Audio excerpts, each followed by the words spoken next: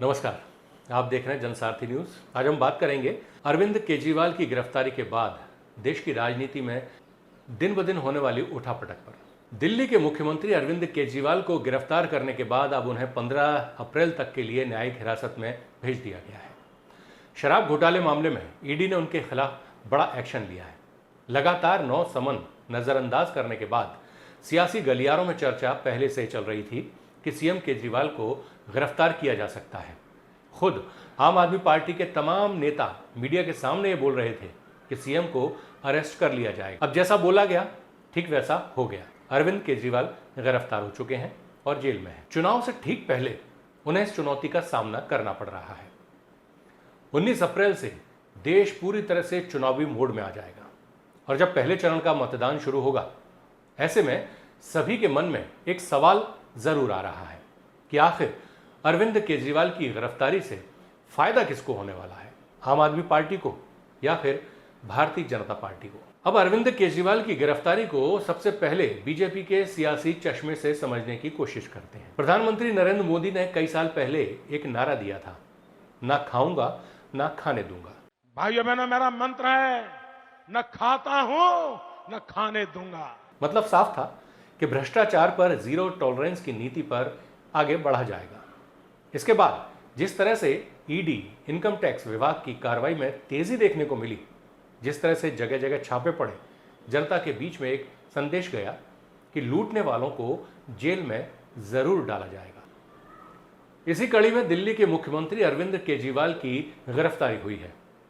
वो केजरीवाल जो आंदोलन से उठकर बड़े नेता बने, जिन्होंने कट्टर ईमानदार सरकार चलाने का दावा किया है।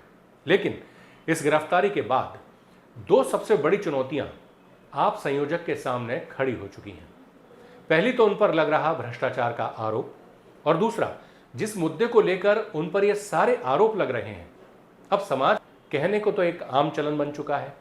कई लोग इसका सेवन करते हैं, लेकिन ये बोल देना कि समाज का एक बड़ा वर्ग इस शराब कारोबार को बहुत अच्छी नजरों से देखता हो, तो ऐसा अभी तक होता नहीं दिख रहा है।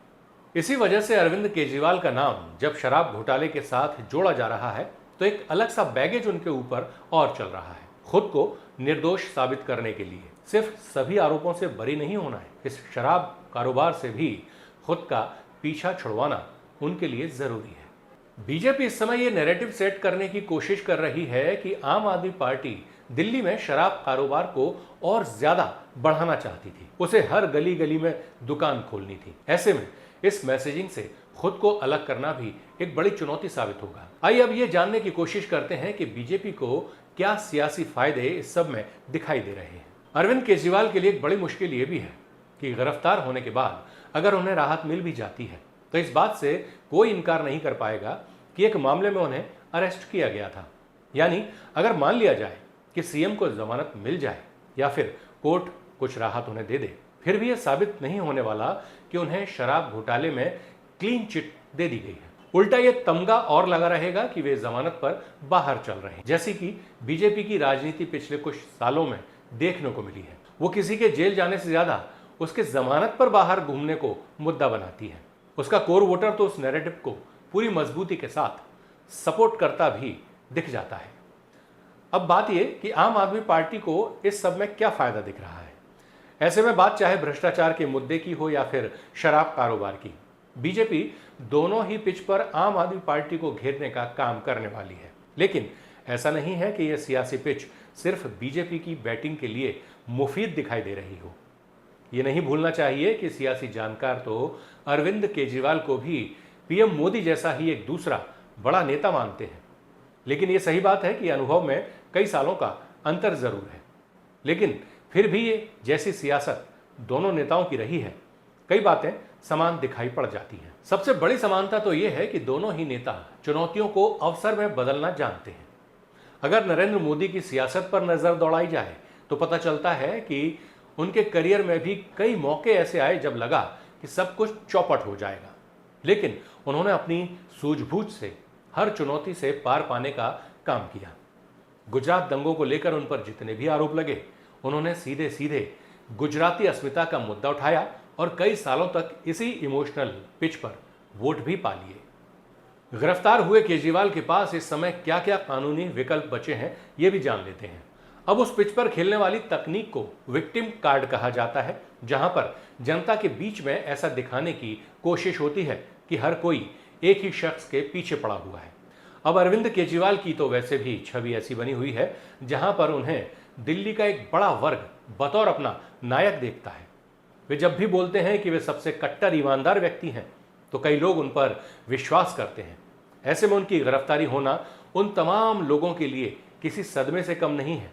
और अगर उन्होंने प्रतिकार करने का फैसला किया तो आने वाले महीनों में आम आदमी पार्टी से ज्यादा बीजेपी को सियासी नुकसान भुगतने के लिए तैयार रहना पड़ेगा।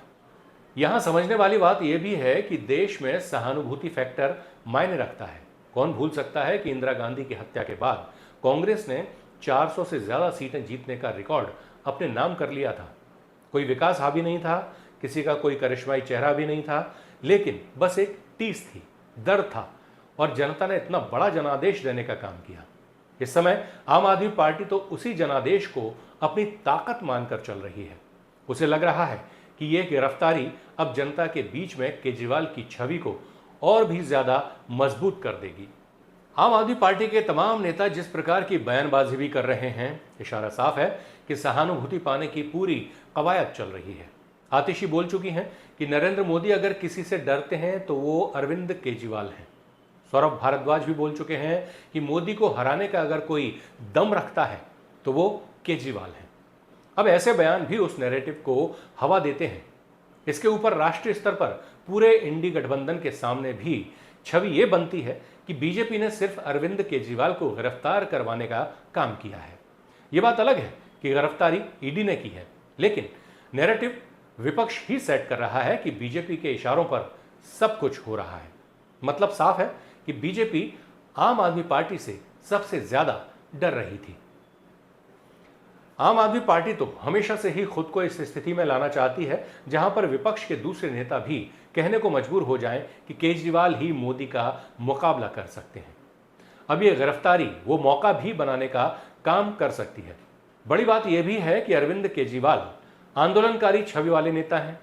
आम आदमी पार्टी की पृष्ठभूमि आंदोलन से ही निकली हुई है। ऐसे में इस पिच पर तो वो वैसे भी सबसे मजबूत मानी जाती है। यहां तो जब उनके सबसे बड़े नेता को ही गिरफ्तार कर लिया गया है तो पूरे देश में आंदोलन चलाया जाएगा। पार्टी उम्मीद कर सकती है कि उसे वैसा जन समर्थन मिले जैसा अन्ना हजारे के समय मिला था। यानी कि केजरीवाल की गिरफ्तारी का फायदा बीजेपी और आम आदमी पार्टी दोनों को ही हो सकता है। लेकिन बड़ा शब्द यहां पर नैरेटिव है, जिसे जो समय रहते बना लेगा, सियासी फायदा भी उसी का होता दिखाई देगा। तो एक छोटे से विश्लेषण में हमने ये जानने की कोशिश की कि केजरीवाल की गिरफ्तारी के बाद सबसे ज्यादा फायदे में कौन रहेगा, आम आदमी पार्टी या फिर भारतीय जनता पार्टी। ये तो आने वाला वक्त ही बताएगा, जब 4 जून को आम चुनाव के रिजल्ट सबके सामने आएंगे। इस स्पेशल रिपोर्ट में फिलहाल के लिए इतना ही। नमस्कार।